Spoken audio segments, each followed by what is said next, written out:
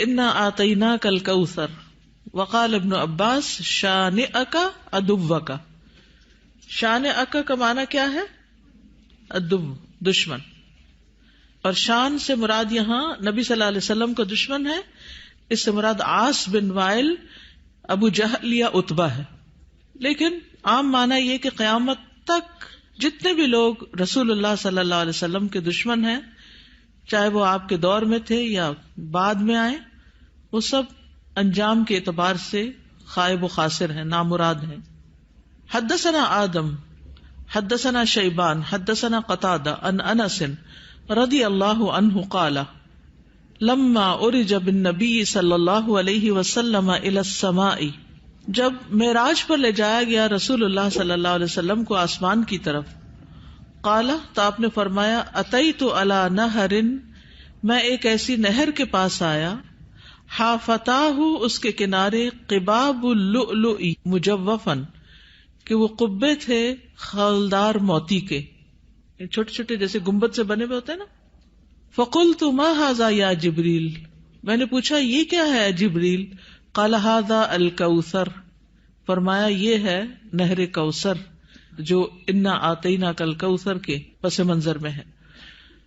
حدثنا خالد بن یزید الکاہلی حدثنا اسرائیل عن ابی اسحاق عن ابی عبیدہ عن عائشہ رضی اللہ عنہا قال، کہتے ہیں سألتها، میں نے ان سے پوچھا، عن قولہ تعالی، اللہ تعالیٰ کے اس فرمان کے بارے میں، انا آتیناک الکوثر، کہ انا آتیناک الکوثر کا کیا معنی ہے؟ الکوثر کیا ہے؟ قالت نہر، کہنے لگی یہ نہر ہے، اعطیہ نبیکم صلی اللہ علیہ وسلم، جو تمہارے نبی صلی اللہ علیہ وسلم کو دی گئی، شاطئاہ علیہ در مجوف، شاطئاہ اس کے دونوں کنارے، علیہ ان پر، در موتی ہیں، مجوف خولدار یعنی اندر سے کھوکھلے، آنیتہ اس کے برتنوں کی تعداد کا عدد النجوم، ستاروں کی گنتی کے برابر ہے.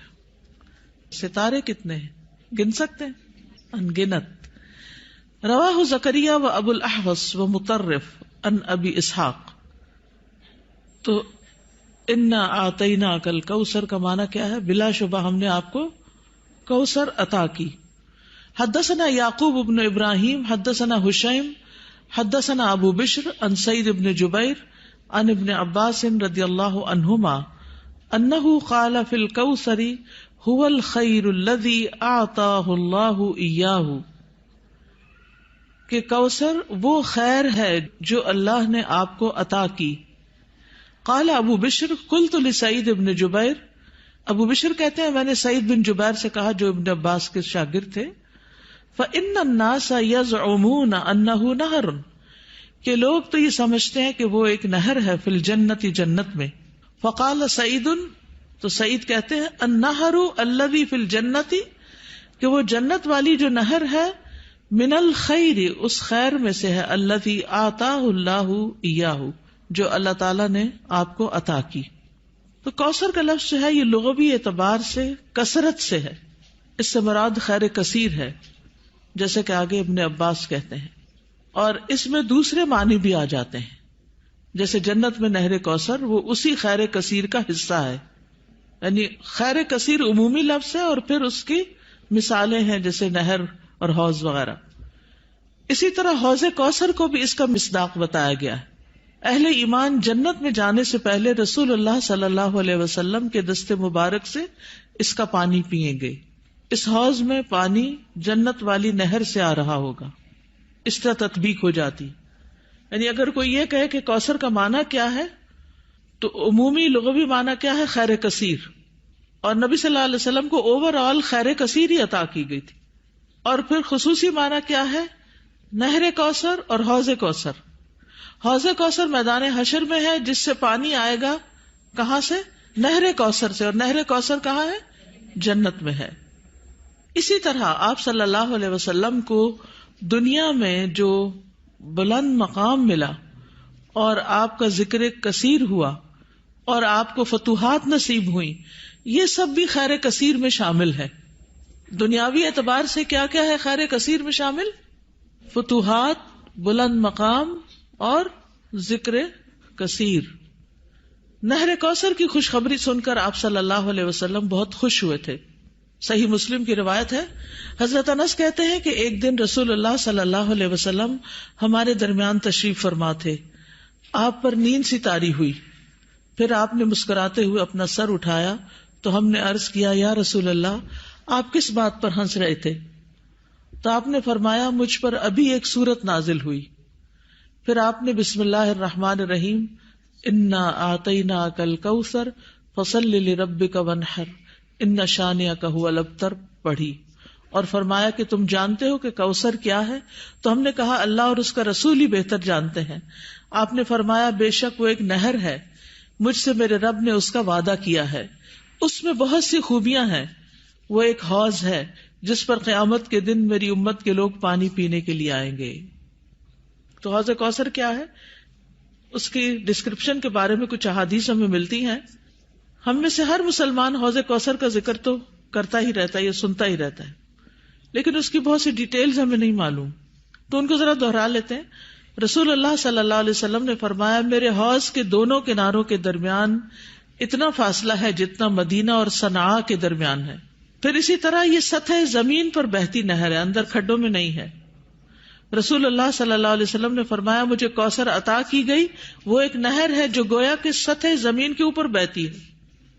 حوض کوثر کی مٹی جو ہے, آپ نے فرمایا, میں نے اپنا ہاتھ اس کی مٹی میں ڈال کر دیکھا تو وہ خالص کستوری کی تھی, یعنی خوشبودار. اس میں کنکریاں بھی ہیں اور وہ اس کے موتی تھے, یعنی سطح پر ہوتی ہے نا کنکریاں پانی کی سطح پر, تو وہ موتی تھے. جنت سے آنے والے سونے اور چاندی کے 2 پرنالے ہیں جو اس میں گرتے ہیں. یہ صحیح ترغیب و ترغیب سے, یعنی 2 پرنالے جو جنت سے پھوٹتے ہیں, ایک چاندی کا اور ایک سونے کا, وہ اس حوض میں گرتا ہے. حوض پر سونے اور چاندی کے برتن ہیں. اللہ کے نبی صلی اللہ علیہ وسلم نے فرمایا, تم دیکھو گے کہ حوض کوثر پر سونے چاندی کے آبخورے ہوں گے جن کی تعداد آسمان کے ستاروں کی برابر ہے, یا ان سے زیادہ بھی روایت میں آتا ہے. اور پھر وہ برتن جنت کے برتنوں میں سے ہوں گے. کسی نے عرض کیا, یا رسول اللہ, حوض کے برتن کس طرح کے ہوں گے؟ آپ نے فرمایا, اس ذات کی قسم جس کے ہاتھ میں میری جان ہے, اس کے برتن آسمان کے ستاروں سے بھی زیادہ ہوں گے. ستارے بھی ایسی اندھیری رات کے جس میں بالکل بادل نہ ہو. پھر وہ برتن جنت کے برتنوں میں سے ہیں. اس کا پانی ٹھنڈا, میٹھا اور خوشبودار ہے. رسول اللہ صلی اللہ علیہ وسلم نے فرمایا, میرا حوض عدن اور عمان کے درمیانی فاصلے جتنا ہے. حوض کا پانی برف سے زیادہ ٹھنڈا, شہد سے زیادہ میٹھا, مسک سے زیادہ خوشبودار, اس کے آبخورے آسمان کے ستاروں کے برابر ہیں. اور ایک جگہ دودھ سے زیادہ سفید بھی آتا ہے. آئس کریم کیا چیز ہے اس کے مقابلے میں. پھر جو ایک گھونٹ بھی پی لے گا کبھی پیاسا نہ ہوگا, اس کے چہرے کا رنگ کبھی سیاہ نہ ہوگا. سبحان اللہ, یہ تاثیر ہے اس کی. دنیا میں کئی ٹوٹکے کرتے رہتے ہیں, یہ کھا لو, وہ پی لو, یہ لگا لو تاکہ رنگ صاف ہو جائے.